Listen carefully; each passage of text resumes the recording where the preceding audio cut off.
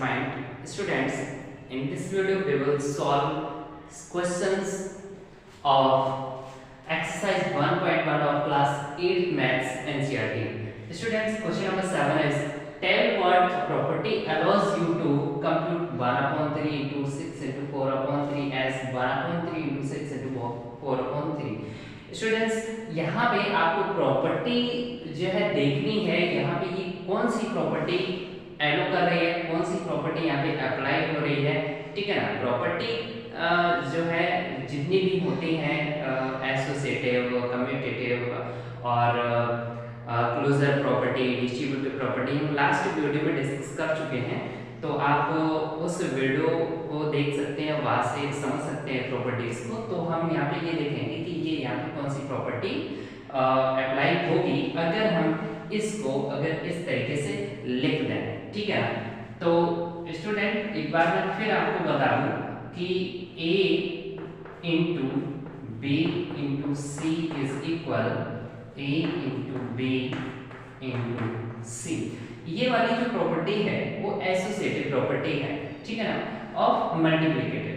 यहाँ पे हम a plus B plus C is equal a plus B plus C, इस तरीके से भी ये प्रॉपर्टी जो है एसोसिएटिव ही है, बट ये एडिशन की है, ठीक है ना, और ये मल्टीप्लिकेटिव एसोसिएटिव प्रॉपर्टी है, ठीक है।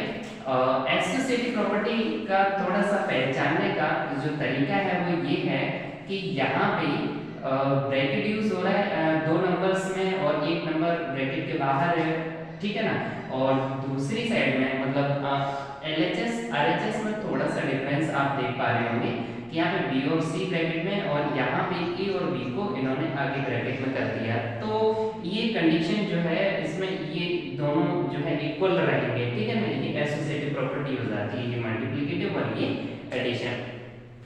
कम्यूटेटिव प्रॉपर्टी में क्या था, उसमें केवल ऑर्डर को चेंज करते थे, A क्रॉस B को हम B क्रॉस A भी लिख सकते हैं, ठीक ना, ऑर्डर को चेंज कर दिया, A की जगह पे B और B की जगह पे A कर दिया, तब भी जो है वैल्यू सेम ही रहेगी। तो ये आपकी मल्टीप्लिकेटिव कम्यूटेटिव प्रॉपर्टी हो गई। यहाँ पे ये एडिशन की भी प्रॉपर्टी होती है कम्यूटेटिव में, ठीक है ना। तो ये कम्यूटेटिव प्रॉपर्टी है, ये आपकी एसोसिएटिव है और ये आपकी कम्यूटेटिव प्रॉपर्टी है, ठीक है ना। तो बस यहाँ पे ये कह रहे हैं कि ये वाली जो प्रॉपर्टी है वो कौन सी है, ठीक है। तो सीधी सी बात है, 1/3 into 6 into 4/3 is equal 1/3 into 6 into 4/3। आप देख पा रहे होंगे कि ये एसोसिएटिव प्रॉपर्टी है, ठीक है ना, एसोसिएटिव प्रॉपर्टी ऑफ मल्टीप्लिकेटिव, ठीक है ना, यहाँ मल्टीप्लिकेशन साइन यूज हुआ है, तो मल्टीप्लिकेटिव की एसोसिएटिव प्रॉपर्टी अगर यहाँ पे प्लस होता तो ये एडिशन की हो जाती, ठीक है। Students, next question is 8/9 the multiplicative inverse of -1 whole 1/8? why or why not? यहाँ पे क्वेश्चन ये है कि क्या 8/9 इस -1 whole 1/8 का मल्टीप्लिकेटिव इनवर्स है, अगर है तो क्यों है या फिर क्यों नहीं है, हमें ये यहाँ पे चेक करना है, ठीक है ना। तो सबसे पहले तो हमें पता होना चाहिए कि मल्टीप्लिकेटिव इनवर्स होता क्या है, ठीक है। तो मल्टीप्लिकेटिव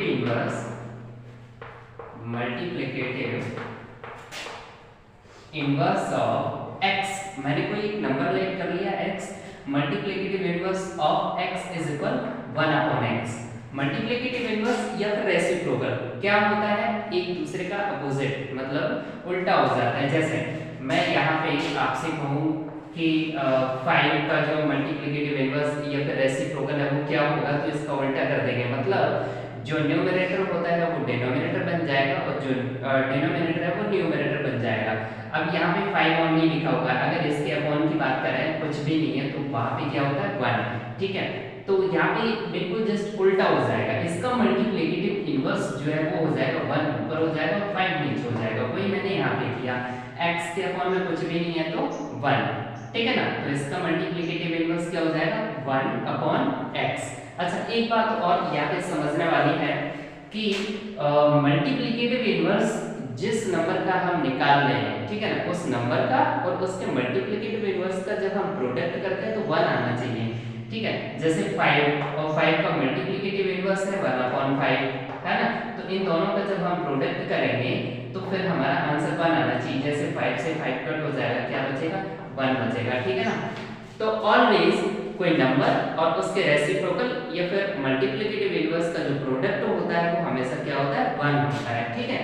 तो वो यहाँ पे अभी मैं चेक करके देखूं multiplicative inverse of x = 1/x, तो यहाँ पे मैं क्या करके देख रहा हूँ कि जो नंबर है वो और उसके मल्टीप्लिकेटिव इनवर्स का हम प्रोडक्ट करके देख रहे हैं, तो x कट हो जाएगा तो आपका क्या आ जाएगा, 1 आ जाएगा, ठीक है ना। तो ध्यान रखना कोई भी नंबर और उसके रेसिप्रोकल या फिर मल्टीप्लिकेटिव इनवर्स का जो प्रोडक्ट है वो 1 आना चाहिए। तो अब हम यहाँ पे इस क्वेश्चन को देखते हैं। यहाँ पे इस नंबर का सबसे पहले तो हम मल्टीप्लिकेटिव इनवर्स फाइंड करते हैं, ठीक है ना। तो -1 होल 1/8 को अगर हम सॉल्व करें 9/8, -1 होल 1/8 को मैंने सॉल्व किया, -9/8 आ गया, ठीक है। अब इसका हमें मल्टीप्लिकेटिव इनवर्स निकालना है, ठीक है। तो हम यहाँ पे लिखेंगे मल्टीप्लिकेटिव इनवर्स, मैं यहाँ थोड़ा शॉर्ट में लिख रहा हूँ, और -9/8 इज इक्वल 8/9, ठीक है ना। इनवर्स क्या होता है, उल्टा हो गया इसका, ठीक है। अब मैंने आपसे कहा था कि जो नंबर है, ठीक है ना, जो नंबर है जिसका हम रेसिप्रोकल या फिर मल्टीप्लिकेटिव इनवर्स निकाल रहे हैं, उस नंबर का और उसके मल्टीप्लिकेटिव इनवर्स का प्रोडक्ट क्या होना चाहिए, 1 होना चाहिए। तो यहाँ पे इन्होंने ये कह दिया था कि क्या 8/9 the multiplicative inverse of -1 whole 1/8, क्या ये वाला नंबर इस वाले नंबर का मल्टीप्लिकेटिव इनवर्स है। तो अब हम क्या करेंगे, इसको सॉल्व करने के बाद में ये जैसे हमने सिंपल फ्रैक्शन में चेंज कर लिया, उसका और इसका अगर हम प्रोडक्ट करें तो क्या आना चाहिए, 1 आना चाहिए, ठीक है ना। वैसे तो मैंने यहाँ पे इसको निकाल दिया, -9/8 का मल्टीप्लिकेटिव इनवर्स जो है 8/9 होना चाहिए, और यहाँ पे क्या है 8/9, मतलब यहाँ पे आप देख पा रहे होंगे, यहाँ पे आपका नेगेटिव साइन आ रहा है, यहाँ पे तो नेगेटिव साइन है नहीं, तो डायरेक्टली पता चल रहा था कि ये वाला जो नंबर है इस वाले नंबर का मल्टीप्लिकेटिव इनवर्स नहीं है, क्योंकि वो नेगेटिव साइन है और यहाँ नेगेटिव साइन है नहीं, ठीक है ना। फिर भी मैंने यहाँ पे थोड़ा सा सॉल्व कर लिया इसको, ठीक है। तो अब हम क्या करेंगे, जैसे मैंने इसको जो है सॉल्व किया तो ये आ गया, तो अब ये वाला नंबर और ये वाला नंबर इन दोनों का अगर हम मल्टीप्लाई करें तो 1 आना चाहिए, ठीक है ना। तो यहाँ पे therefore लिखेंगे -9/8 इनटू ये वाला नंबर 8/9, अगर इसे हम सॉल्व करें तो 8 से 8 कट हो जाएगा, 9 से 9 कट हो जाएगा, ये वाला माइनस बचेगा और 1, और जबकि आना क्या चाहिए था, ओनली 1, ठीक है ना। भाई एक बार फिर से समझिए, इनके कहने का मतलब है कि क्या 8/9 मल्टीप्लिकेटिव इनवर्स है इसका, ठीक है ना। चलिए अब मैं क्या करता हूँ, हमें पता है कि मल्टीप्लिकेटिव इनवर्स जिसका हम निकाल रहे हैं उसका और उसके मल्टीप्लिकेटिव इनवर्स का दोनों का प्रोडक्ट 1 आना चाहिए। जैसे कि हमने यहाँ पे लिखा x का मल्टीप्लिकेटिव इनवर्स 1/x है, तो इन दोनों का प्रोडक्ट करेंगे तो हमारा 1 आ रहा है, तो इसका मतलब ठीक है कि ये जो 1/x है इसका मल्टीप्लिकेटिव इनवर्स है, ठीक है ना। अब इनके कहने का मतलब है कि क्या ये इसका मल्टीप्लिकेटिव इनवर्स है, तो मैंने इसे सॉल्व किया तो 9/8 आ गया। अब हम क्या करेंगे, इसे सॉल्व करने पे -9/8 मिला, उसका और इसका मल्टीप्लाई करेंगे तो 1 अगर आ रहा है तब तो हाँ कह सकते हैं कि ये इसका जो है मल्टीप्लिकेटिव इनवर्स है, अगर 1 नहीं आ रहा है तो फिर नहीं है, ठीक है। तो मैंने 9/8 मतलब इसका और इसका मल्टीप्लाई किया तो क्या आ रहा है, -1 आ रहा है, जबकि आना क्या चाहिए, 1 आना चाहिए, ठीक है ना। तो फिर हम कह सकते हैं कि no, 8/9 is not a multiplicative inverse of -1/8, ठीक है ना। हालांकि मैंने यहाँ पे भी इसको सॉल्व करके दिखा दिया था कि इसका जो मल्टीप्लिकेटिव इनवर्स है वो 8/9 है, लेकिन यहाँ पे 8/9 है, पॉजिटिव या नेगेटिव है, तब भी हम डायरेक्टली कह सकते हैं कि नहीं, कि ये जो है इसका मल्टीप्लिकेटिव इनवर्स नहीं है, ठीक है ना। तो लिखेंगे हम आगे last step, therefore 8 upon 9 is not multiplicative inverse of, ठीक है ना, is not multiplicative inverse of minus 1 whole 1 upon 8। ये आपका आंसर हो गया, ठीक है। अब next question students, is 0.3 the multiplicative inverse of 3 whole 1 upon 3? why और why not? बिल्कुल सेम क्वेश्चन नंबर 8 के जैसा है ये क्वेश्चन, ठीक है। तो इसको भी हम वैसे ही सॉल्व करेंगे। हमें पता है कि किसी भी नंबर का और उसके मल्टीप्लिकेटिव इनवर्स का आपस में मल्टीप्लाई अगर करते हैं तो क्या आना चाहिए, 1 आना चाहिए, ठीक है ना। तो यहाँ पे अभी हम देख पा रहे हैं कि 0.3 the multiplicative inverse of this number. तो पहले दिस नंबर को हम सिंपल फॉर्म में चेंज करेंगे, सिंपलेस्ट फॉर्म में, और सिंपल फ्रैक्शन में चेंज करते हैं। 3 होल 1 अपॉन 3 जो है इसे हम सॉल्व करेंगे तो 3 3 जा 9 और 1 आपका 10 अपॉन 3 हो जाएगा, ठीक है ना। ये हमें पता है। अब हम क्या करेंगे, इसका और इसका हम प्रोडक्ट करेंगे। उससे पहले हम एक लाइन यहाँ पे फिर से लिख लेते हैं, मल्टीप्लिकेटिव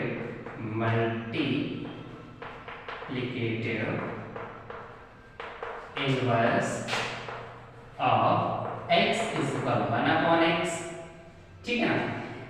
अब हमें पता है if x into 1 upon x is equal 1, ठीक है, उस नंबर का और उसके मल्टीप्लिकेटिव इनवर्स का जो प्रोडक्ट है वो क्या है, 1 है। तो ऐसा है कि ये एक दूसरे के मल्टीप्लिकेटिव इनवर्स हैं, ठीक है। तो अब हम C को देखते हुए इस नंबर का और इस नंबर का हम प्रोडक्ट करते हैं। अगर प्रोडक्ट 1 आ गया तो फिर हम कह सकते हैं कि ये जो है इसका मल्टीप्लिकेटिव इनवर्स है, ठीक है। तो देखते हैं now 0.3 into this number 3 whole 1 upon 3 जो कि क्या आ गया था 10 upon 3, ठीक है ना। इसको सॉल्व करें तो 0.3 जो है इसे हम क्या लिख सकते हैं, 3 upon 10 into 10 upon 3। इसको इससे कट किया, 10 से 10 कुछ नहीं बचा, मतलब 1। तो फिर इसका मतलब यहाँ पे हो गया yes 0.3 is multiplicative inverse of 3 whole 1 upon 3, ठीक है। ये आपका आंसर आ गया। वैसे आप डायरेक्टली इसको सॉल्व करके डायरेक्ट निकाल के देखेंगे कि इसका जो मल्टीप्लिकेटिव इनवर्स है वो क्या है। वहां रिजल्ट में अगर ये मिल जाता है तो फिर यस, और नहीं मिलता है तो नो, ठीक है। वैसे तो सॉल्व कर सकते students. Question number 10 that is very important question is right the rational numbers that does not have a reciprocal। ऐसा नंबर यहाँ पे इन्होंने कह दिया कि एक ऐसा रेशनल नंबर जिसका रेसिप्रोकल नहीं होता है, मतलब उस रेशनल नंबर का रेसिप्रोकल अगर हम फाइंड करना चाहें तो नहीं मिलेगा। ऐसा कौन सा नंबर है, ठीक है, ऐसा कौन सा रेशनल नंबर है जिसका रेसिप्रोकल नहीं होता है, ठीक है। जैसे 1 की अगर हम बात करें तो 1 का रेसिप्रोकल 1 होता है, ठीक है ना। 5 का रेसिप्रोकल 1/5 होता है। 3/5 का रेसिप्रोकल 5/3 होता है। जस्ट हम उल्टा कर देते हैं, न्यूमरेटर और डिनोमिनेटर को आपस में इंटरचेंज कर देते हैं तो हमें रेसिप्रोकल या फिर मल्टीप्लिकेटिव इनवर्स मिल जाता है। बट यहाँ पे एक रेशनल नंबर ऐसा भी है जिसका रेसिप्रोकल हम फाइंड नहीं कर सकते, वो है 0, ठीक है। 0 क्यों 0 है, क्योंकि 0 का रेसिप्रोकल अगर हम फाइंड करना चाहें तो देखो 0 को हम 0/1 लिख सकते हैं ना, ठीक है। हर किसी भी नंबर के अपॉन में 1 होता है, ठीक है। हालांकि हम 0 के अपॉन में 1 के अलावा और भी बहुत सारे नंबर लिख सकते हैं, क्योंकि उनका हम 0 में डिवाइड करेंगे तो 0 ही आएगा। 1 का 0 में डिवाइड करेंगे 0, मतलब 0 को हम कई नंबर्स में लिख सकते हैं, उनकी सबकी वैल्यू 0 ही आएगी। जैसे 0/1, 0/2 उसका भी 0 आएगा, ठीक है ना। तो अब हम ये कहें आपसे कि 0 को हम 0/1 लिख सकते हैं। अगर हम इसका रेसिप्रोकल अगर हम निकालें, क्या रेसिप्रोकल, ठीक है, तो यहाँ पे इसका जो रेसिप्रोकल है वो 1/0 हो जाएगा। और 1/0 अगर किसी भी नंबर के अपॉन में 0 आ जाए फिर तो वो मीनिंगलेस हो जाता है ना। फिर हम उसे रेशनल नंबर नहीं कह सकते, मीनिंगलेस हो जाता है, वो एक अपरिभाषित हो जाता है, ठीक है ना, उसे हम नॉट डिफाइन कर पाएंगे, उसको डिफाइन नहीं कर पाएंगे। तो इसलिए 0 एकमात्र ऐसा नंबर है, ऐसा रेशनल नंबर है जिसका रेसिप्रोकल नहीं फाइंड कर सकते हैं, ठीक है ना। तो जो आपका यहाँ पे आंसर हो जाएगा। नेक्स्ट क्या है, the rational numbers that are equal to their reciprocal. ऐसे भी कुछ नंबर होते हैं जिनका हम रेसिप्रोकल अगर फाइंड करें तो सेम वही नंबर आ जाएगा, ठीक है ना। ऐसे भी कुछ नंबर्स हैं, उनको हम अगर रेसिप्रोकल में फाइंड करेंगे, मतलब उनका रेसिप्रोकल निकालें तो वो तो खुद आ जाएंगे। तो ऐसे नंबर हैं आपके 1 एंड -1, इनके रेसिप्रोकल खुद ही ये होते हैं। जैसे 1 की अगर हम बात करें तो 1/1 लिख सकते हैं, इसका रेसिप्रोकल 1/1 मतलब 1, ठीक है ना। ऐसे ही सिमिलरली -1 का अगर हम निकालें तो 1/1 और नेगेटिव साइन तो रहेगा ही साथ में, ठीक है ना। जैसे -1/1 को हम -1/1 हर किसी नंबर के अपॉन में 1 लिख सकते हैं, लिख दिया। इसको जब हम चेंज करेंगे, इसका रेसिप्रोकल निकालेंगे, तब भी यही नंबर रहेगा, है ना। 1 ऊपर करेंगे, ये 1 सेम नंबर रहेगा। तो ये दो नंबर ऐसे हैं जो आपके क्या है, खुद रेसिप्रोकल है, मतलब इनका रेसिप्रोकल अगर हम निकालें तो खुद आ जाएंगे, ठीक है ना। सेल्फ यही होते हैं, ठीक है। तो समझ में आ गया होगा कि rational numbers that are equal to their reciprocals 1 and -1। अब नेक्स्ट है third, the rational number that is equal to its negative. ऐसा रेशनल नंबर जो उसके नेगेटिव के भी इक्वल होगा। ऐसा रेशनल नंबर कि अगर हम उसमें माइनस साइन अगर आगे लगाते हैं तब भी वो वैल्यू जो है इक्वल रहेगी। एक ऐसा नंबर है, वो है स्टूडेंट 0, क्योंकि 0 ना तो पॉजिटिव होता है और ना ही नेगेटिव होता है। अगर 0 के आगे अगर हम माइनस साइन अगर लगा देते हैं तब भी वो 0 ही रहेगा। तो 0 एक ऐसा नंबर है, एक ऐसा रेशनल नंबर है that is equal to its negative. अगर हम इसको -0 भी लिखते हैं तब भी ये वाली वैल्यू जो है वो 0 ही रहेगी, ठीक है। तो ये आपका आंसर हो जाएगा क्या, 0। स्टूडेंट्स नेक्स्ट क्वेश्चन यहाँ पे है फिल इन द ब्लैंक्स, और इनको आप आसानी से फिल कर सकते हो बिकॉज अभी लास्ट क्वेश्चन में हम जो डिस्कस कर चुके हैं लगभग वही यहाँ पे क्वेश्चंस पूछे गए हैं। देखते हैं फर्स्ट, 0 हैज रेसिप्रोकल। अब आप बताइए 0 का कोई रेसिप्रोकल होता है? नहीं होता है। 0 का रेसिप्रोकल हम 1/0 लिखेंगे और 1/0 क्या है, नॉट डिफाइंड। 1/0 नॉट डिफाइंड हो जाएगा। कभी भी फ्रैक्शन में अगर डिनोमिनेटर 0 आ जाए तो वो नॉट डिफाइंड होता है, ठीक है ना। तो 0 का रेसिप्रोकल होता ही नहीं है, तो हम लिखेंगे 0 has no reciprocal. Okay, next, the numbers and are their own reciprocal means ऐसे नंबर्स जिनका रेसिप्रोकल वो खुद होते हैं, सेल्फ होते हैं, ठीक है। वो भी हम डिस्कस कर चुके हैं, एक 1 और दूसरा -1 ये होते हैं, अभी लास्ट क्वेश्चन में डिस्कस किया था। द रेसिप्रोकल ऑफ -5 इज, अब -5 के अपॉन में क्या है, 1, तो इसका रेसिप्रोकल क्या हो जाएगा, 1/-5, ठीक है ना। तो ये आपका हो गया। Next, reciprocal of 1/x, similarly 1/x का रेसिप्रोकल क्या हो जाएगा, x हो जाएगा। हालांकि इन्होंने कहा whereas x is not equal to 0 means जो डिनोमिनेटर है 0 नहीं होना चाहिए, ठीक है ना। तो यहाँ पे 1/x का क्या हो जाएगा, x हो जाएगा। The product of two rational numbers is always a rational number. Rational numbers अगर दो गिवन है उनका अगर हम प्रोडक्ट करें तो रेशनल नंबर ही आएगा, ठीक है ना। क्या आएगा, रेशनल नंबर, ठीक है, rational number. Okay, last, the reciprocal of A positive rational number is positive. भाई पॉजिटिव रेशनल नंबर अगर कोई है उसका हम रेसिप्रोकल निकालेंगे तो पॉजिटिव ही रहेगा, साइन तो चेंज होगा नहीं। साइन कहाँ चेंज होता है, एडिटिव इनवर्स में, ठीक है ना। एडिटिव इनवर्स में साइन चेंज हो जाता है, जैसे 5 का एडिटिव इनवर्स -5 या फिर -6 का एडिटिव इनवर्स 6 मतलब पॉजिटिव 6। जो नेगेटिव है वो पॉजिटिव बन जाएगा, जो पॉजिटिव है वो नेगेटिव बन जाएगा। कहाँ, एडिटिव इनवर्स में। मल्टीप्लिकेटिव इनवर्स में साइन चेंज नहीं होता है। तो फिर reciprocal of A positive rational number is positive. Okay, उम्मीद करते हैं आपको अच्छे से समझ में आ गया होगा और ये आपकी एक्सरसाइज यहाँ पे एंड होती है। अब हम नेक्स्ट वीडियो में नेक्स्ट एक्सरसाइज